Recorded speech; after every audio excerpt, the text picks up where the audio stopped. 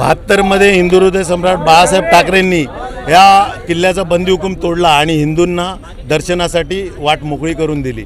आणि त्यानंतर शिवसेना नवरात्र उत्सव साजरी करते आणि हजारो लाखो हिंदू देवीचं दर्शन घेतात।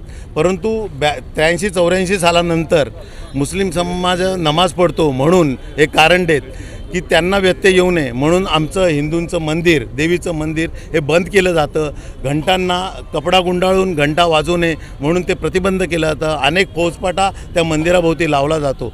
एका समाजाला न्याय देताना दुसऱ्या समाजावर अन्याय करणं अशा प्रशासनाचा आम्ही जाहीर निषेध करतो।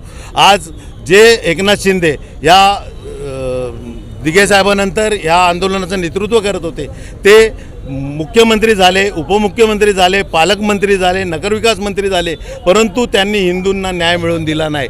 ज्या हिंदुत्वाच्या मुद्द्यावर ते बोलतात की आम्ही आमची संघटना फोडली, त्यांनी सत्तेत राहून हिंदूंना न्याय दिला नाही। या सरकारचा आम्ही जाहीर निषेध करतो। हे हिंदुत्ववादी सरकार नाही, हे बेगडी सरकार आहे आणि त्याचा आम्ही जाहीर निषेध करतो।